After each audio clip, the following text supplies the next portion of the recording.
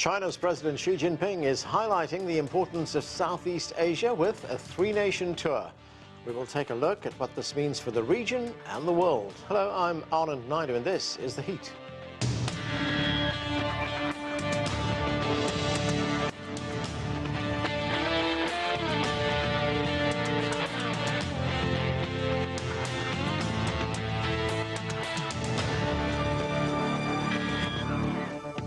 After a state visit to Vietnam, Chinese President Xi Jinping arrived in Malaysia on Tuesday, the second stop of a trip that will head next to Cambodia. During a time of economic uncertainty around the world, President Xi is emphasizing stability and partnership for common development. We begin with this report from our correspondent in Kuala Lumpur. Arriving in Malaysia with the warmest of welcomes, Chinese President Xi Jinping's state visit is considered a step towards closer ties between the two emerging economies in the Asia-Pacific. This is the Chinese president's second visit to Malaysia in 12 years. China says it marks an important milestone as the two countries strive to build regional peace and development. Local media outlets have published a signed article by President Xi in which he cherishes the neighborly bonds, and the two countries must work together to give fresh momentum to their ties. China and Malaysia share the smooth times and the rough, stand united in peace and crisis, and strive and endure together, the Chinese president wrote in the article. He truly, from his statement, reflect the importance of solid partnerships and the trust that we built over the years.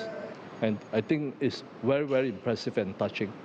China has been Malaysia's top trading partner for 16 consecutive years. Last year alone, bilateral trade reached a record $212 billion. Infrastructure is a major cooperation field as the two countries align development strategies. In addition to the projects, there's also the bond between the people. We are at a good place to be able to talk about how Malaysia is a great example of an Asian nation that has been able to do with its various challenges but achieve some balance out of that. I think if Malaysia and China come up with a strong statement about how we build resilient communities, that would resonate very well. With the Chinese president's visit, Beijing says it hopes to set up political and security collaboration, increase mutual learning, and strengthen coordination on international issues. Zhao Yunfei, CGTN, Kuala Lumpur. Okay, let's bring in our panel. From Kuala Lumpur, Aisan O is Principal Advisor at the Pacific Research Center of Malaysia. From Beijing, we're joined by Victor Gao. He is a Chair Professor at Soochow University. Also from Beijing, Qiang is Assistant Director of the International Monetary Institute. And joining us right here in Washington, D.C., Sourabh Gupta is a Senior Asia-Pacific International Relations Policy Specialist at the Institute for China-America Studies. Welcome to all of you. Okay, let's start in Malaysia with Aisan O. Aisan O, Chinese President Xi Jinping is in Malaysia. This is part of his three-nation Southeast Asian tour. The goal is to deepen political and economic ties with those countries. So, spell it out for us. What is your assessment of how important this visit is and what it means for Malaysia?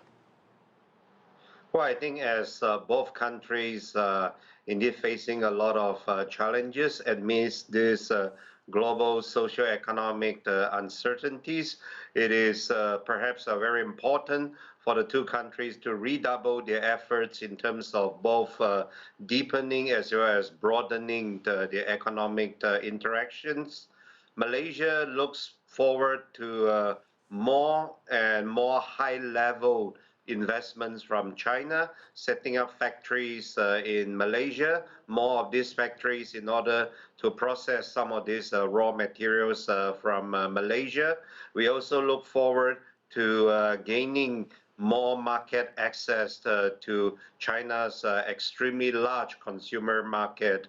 So I think with this, as well as, for example, some soft launch, some undertaking of huge infrastructural projects, as the ECRL, the East Coast Rail Links, is sort of reaching its final stages. It is perhaps important for China to now undertake another huge infrastructural project in Malaysia, such as the high-speed rail.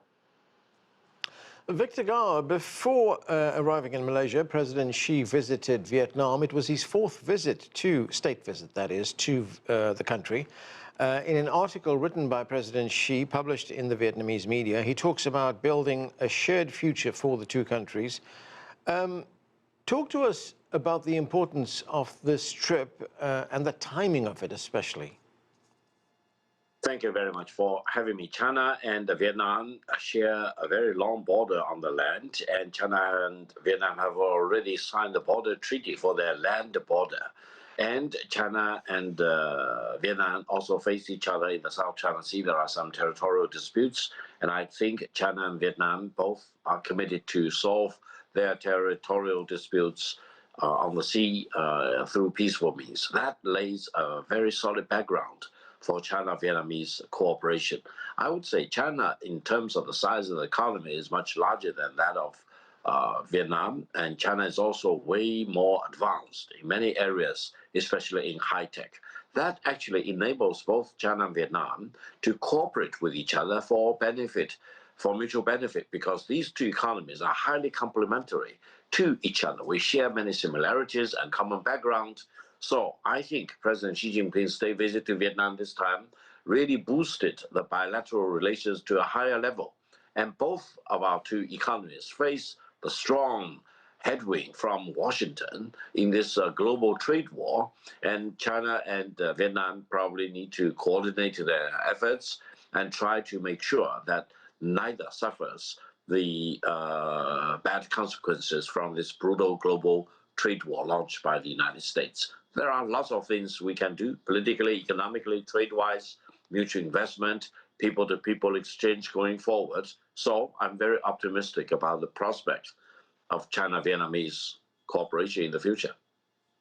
Sourabh Gupta, the ASEAN countries are the main trading partner with China. That group, of course, includes Vietnam, Malaysia, and Cambodia, the three countries that President Xi is visiting. I mean, how important is this trading relationship, not just for Asia, but as we see increasingly for the world? I think the trade relationship in the Asia-Pacific region, and particularly between China and ASEAN, is very, very important. It is of profound importance both to the region and to the world. I think there is tremendous scope further for deepening that relationship too, from just a trading relationship to a very in-depth trade and investment relationship.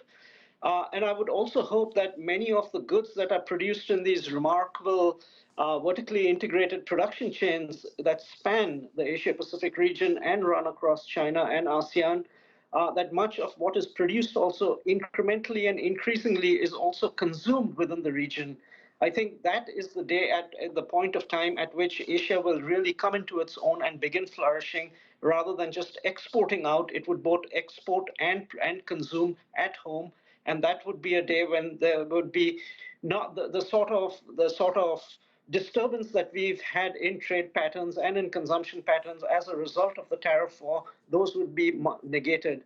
So I hope China and ASEAN will deepen their relationship, both regionally as well as with the European countries, who are also, in my estimation, are keen to deepen trade and investment relations. Qiang, the new latest data shows that China's foreign trade expanded 1.3% year on year on the first quarter of this year. And, that's despite the kinds of headwinds that Victor Gao was talking about earlier on, like the tariffs that the United States is imposing on imports. But when we look at this growth number, what does it tell us about China's economy? And on the other hand, is there a fear, a risk, that the tariffs could hamper that kind of growth? Well, first of all, if we look into the number, Q1 is actually before, when we get the statistics, is actually before the policy announced by Trump. So I think, it shows that Chinese economy itself, without any, outside disturbance, and probably, I think it's very, very strong. And if we take a look at all the numbers from the CPI to the PPI, and also to the situation in the housing market, we've been seeing the data has all been warming up, and it's getting back, and the consumption market is good, and tourism market is good. So I think it shows Chinese economy is on the very solid track of a rebounding. And even though at the beginning of the April we've been hearing these announcements from Trump, well, a lot of people getting freaked out, but according to our modeling and estimation, probably these kind of impact will be mitigated, and also it's not as big as a lot of people probably would reckon, because we've been seeing this for many, many times in the history. Well, maybe in the beginning or in the first 2 months to 6 months, the impact will be the biggest. But still, I think the whole world will find a way to bypass the whole situation. We've been seeing in the early of the 1900s, in the early of the 1930s, and also in the 1970s. This has been happening before. But the whole world global trade systems once has been established and formed, and I think people will find a way to get the product that they want and services they want. Just when we're talking about this topic, and if I take a look at the APP list in America, there is one APP very popular. It's called the DHgate, which is the B2P wholesale, e-commerce platform in China. And suddenly people find this as a very important, channel to get the products into America. That's the reason why it's been downloaded so many times. So I think people are very, very smart, even though we're going to get freaked out in the beginning. But still, I think this mitigation, I think this impact will be mitigated, and the people, will still try to find a way to get their life resumed. I don't know, as we see the nature of trade relationships, the nature of economic relationships is changing very quickly. What are the advantages for a region like Southeast Asia in terms of not just becoming a manufacturing hub, but also a center for technology, innovation and development?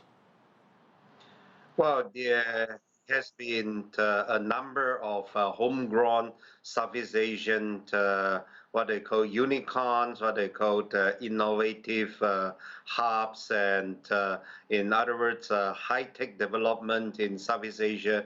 It's not something new. We have our homegrown electronic hailing for car services, for example. So I think it will be a very suitable hub.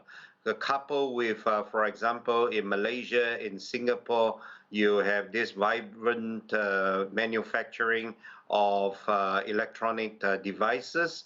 And also, let us not forget there are a lot of young people in Southeast Asia. Southeast Asia is probably one of the world's remaining regions where you have a lot of young people. And therefore, all these factors combined would make Southeast Asia a very attractive place for innovation, for entrepreneurship, or for these entrepreneurs, as well as entrepreneurs from China and other countries, to join hand in order to, for example, come up with new inventions, new applications that could be used both in Southeast Asia as well as in the partner countries. And I know, before we move on, what are your thoughts on something that Sourabh Gupta raised a moment ago, and that is for there to be a bigger focus on domestic consumption? Well, I think all of us in Southeast Asia are trying in our various ways to reach that kind of, shall we say, the raised level of domestic consumption. Frankly speaking, it's easier said than done. And that's why we need very often some form of stimulations. And for a lot of Southeast Asian countries, at least the developing ones, that comes in the form of infrastructural development. Because, for example, even sometimes when we have manufactured goods, it's very difficult for us to deliver them into the vast interiors of our various countries in Southeast Asia. And I think that's where China could be of huge help, perhaps not necessarily high-speed rail, but some form of medium-speed rail, so that goods could reach the interiors, and also those interiors could reach the ports for exports and for domestic consumptions. Sourabh, during his stay in Hanoi, President Xi emphasized the importance of deepening trade and supply chain cooperation between China and Vietnam. I mean, what can you tell us about the integration of Southeast Asia in the regional supply chain, and how does that benefit the countries involved? Yeah, I think supply chain integration has taken on added importance in the wake of Trump's trade war. The plan all along for most of these countries to grow out of poverty and to raise up the value chain and get prosperous was to kind of liberalize their manufacturing sectors, have inputs come into their country duty-free or at low tariffs, assemble them, produce them, and export out to Western markets, or even regionally up to a point. Now that model has been thrown. Trump has thrown a spanner into that model. That model itself was under some degree of challenge during the Biden administration too, through that friendshoring plan, which essentially was that the goal was to strip out Chinese intermediate goods from these final assembled products, which are then imported and consumed in the West. Now, Mr. Trump has no friendshoring plan at all. So the whole purpose now is to recreate those supply chains in a different manner, because they will be still exporting out to advanced country markets like the EU. But I think what's important in this regard, particularly both for Southeast Asians and for Vietnamese, for China, for the Southeast Asians, it's important to create more domestic content, to generate more domestic content within those supply chains locally. And for the Chinese, particularly for Chinese overseas investors going to Malaysia, going to Vietnam, it's not just about investing there, but importing intermediate inputs from China. It's actually finding local suppliers in those countries so that the Chinese firm, which is a foreign invested firm, becomes part and parcel of the local domestic ecosystem. That's how Japanese firms in the 80s and 90s, when they went out to Southeast Asia, that's the model they parlayed. And this is the time now for China to go out in these countries, to have solid investment protections, bring their intellectual property to these countries, and help build out the manufacturing sector in these countries using local content. And that way, I think Chinese invested enterprises in Southeast Asia will become part and parcel of the local ecosystems of these Southeast Asian countries, and Chinese investment will move just that much more further in becoming that much more sophisticated in operating beyond China's borders. Victor, looking at the countries of Southeast Asia, what kind of export opportunities does it present for China, especially at a time when we see that, you know, the United States is putting the squeeze on imports coming from China? I think between China and ASEAN, 10 member states altogether, Chinese exports to them are very brisk and robust, mainly including all kinds of electronics, high-tech products, and digital products. And then I would say in the coming years and decades, because of China's leading position in artificial intelligence, China will be very much happy to help ASEAN as a whole and 10 member states to bridge or narrow or even eliminate the AI divide for the local people and the companies, because this will be a major breakthrough for all ASEAN countries, because they are right now not playing a significant role at all in this AI revolution.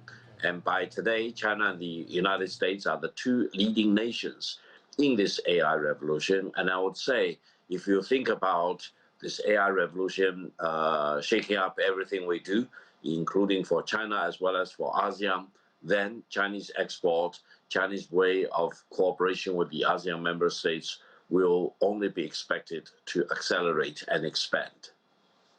And Victor, looking beyond, you know, the economic relationships and trade relationships, I mean, we do know that something that's very important to President Xi is developing cultural ties, people-to-people exchanges. How important is that going to be as China solidifies its relationship in the region? Absolutely. I think people-to-people exchange will be a very important pillar for overall cooperation. In this overall context, it is very encouraging to see that Thailand has already granted visa exemption for all nationals in China, significantly facilitating people-to-people exchanges, Chinese people visiting Thailand. I hope other ASEAN member states will follow suit and enabling exchange of people between China and ASEAN countries. Now, on the other hand, I think education will be a key area because China now has one of the best high education system network. And then given the fact that the Chinese population overall is declining, there are lots of availabilities and capacities that can be put to encourage college-to-college cooperation between Chinese colleges and universities in ASEAN countries. Qiang, what about Chinese direct investment? And I'm wondering in particular about the role that China is playing in infrastructure development in the region. Well, I think China will have a very large FDI towards the ASEAN nations in the past 10 years, and I think the speed and the sheer size has been mounting up very quickly. For example, China is number 3 top, FDI investors into Vietnam, and also the speed is catching up very close to Singapore and South Korea. And for example, in the last year, probably there are 33% of the newly invested program belongs to China. So I think this size has actually been adding up really quickly. And after talking about Malaysia, Malaysia is very, very, very special trading partner and investment partner with China, because China has been investing in Malaysia about 20 billion US dollar every year, and Malaysia in return will invest in China about 10 billion US dollar and well into China, while considering the size of Malaysian economy and its population. So basically, this bilateral investment size is a phenomenon. And also, I think China invested in Vietnam and in Cambodia basically about infrastructures, capacities, manufacturing, and also with Malaysia, I think the content is actually been more enriched. For example, semiconductors, green energy, digitalization, and also, of course, we will have energy corporations in a traditional energy, and also we have very already carried out a very large project. For example, like the East Coast, highway system, high-speed railway systems has already been finished at about 70%. So I think these all kind of the FDI, if you put all the jigsaw pieces together, you will have a larger picture within your mind that is a huge network, of the infrastructures, high connectivities, very high efficiencies, and also the capacities in the manufacturing has been already building up. And also these all kinds of the capacities and also infrastructures will not only serve the prosperities and well-offness of ASEAN nations plus China, but also serving the rest of the world. Aisano, when we look at the international response to Trump's trade tariffs, we see, for instance, a group like the EU acting as a bloc to respond to those tariffs. And I'm wondering whether it would be wise for a group like ASEAN, Malaysia, of course, is the chair of ASEAN this year, whether it would be good for them to act as a bloc in response to these tariffs as well, rather than individual countries making their own separate bilateral deals with the United States. I would just like to add on to what Victor said just now. Yeah. For example, in terms of reciprocal visa exemption agreement, there's also one between China and Malaysia, and we indeed welcome a lot of Chinese tourists to Malaysia, and we hope this could continue to facilitate the easier movements of people between the two countries. As for education, I think China already has a university, Xiamen University, with a campus in Malaysia. And I think we look forward to more such branch campuses, primarily in the eastern part of Malaysia, in Sabah and Sarawak. It would be nice if there could be one such branch campus in each of these two states.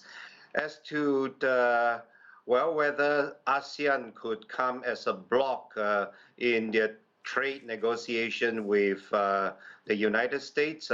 Of course, that would enhance the hands of ASEAN as a whole. But of course, different ASEAN countries, they are at the different developmental stages, shall we say, and sometimes what one ASEAN country will view as very important in terms of their trade relations with the United States may not be of that high level of importance with some other countries. So I think right now Malaysia, as rotating chairman of ASEAN, is working very, very hard to forge a consensus so that we could go to Washington together to negotiate with the American side. But that effort, it's really a very tremendous one. Yeah. Victor, I was looking at one comment that was made by Nguyen Kak Giang. He is a Vietnamese visiting fellow at Singapore's Yusof Ishak Institute, and he was quoted in the Associated Press saying that President Xi's visit lets China show Southeast Asia that it is a, quote, responsible superpower in the way that contrasts with the way the US under President Donald Trump presents to the whole world. Do you agree with him on that? I completely agree with this comment.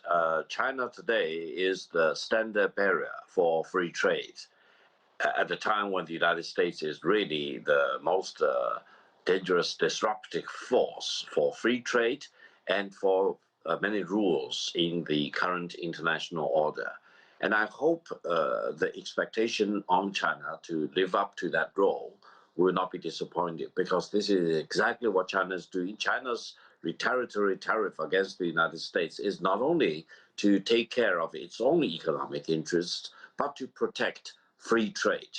I'm amazed that someone in the United States even published a book entitled "No Trade is Free." What I can understand is that that person, the former trade representative, his soul and his heart are not free. He is being plagued by demons. And if you use this kind of a mentality to deal with global trade, then you become highly disruptive. And China wants to protect free trade. China wants to promote free trade. And this is for the benefit of many countries involved, for mankind as a whole. Victor, the United States is watching this visit by President Xi to these three countries. President Trump has been watching it. And in fact, he said that President Xi's visit to Vietnam was intended, and this is using Trump's words, to screw the United States. Crude language, but what do you make of Trump's comments? I think this is purely nonsensical. China and Vietnam have been together as neighbors for thousands of years. There are ups and downs in our bilateral relations, but we can never live without the other side. And now China and Vietnam are engaged for multiple dialogue, discussions, connectivity, projects, you name it. No one should be surprised that China and Vietnam, the two close neighbors, will make great progress in improving and solidifying their bilateral relations. Okay, that's where we have to leave it. Thanks to all of you for being with us. That is it for this edition of The Heat. I'm Anand Naidu in Washington.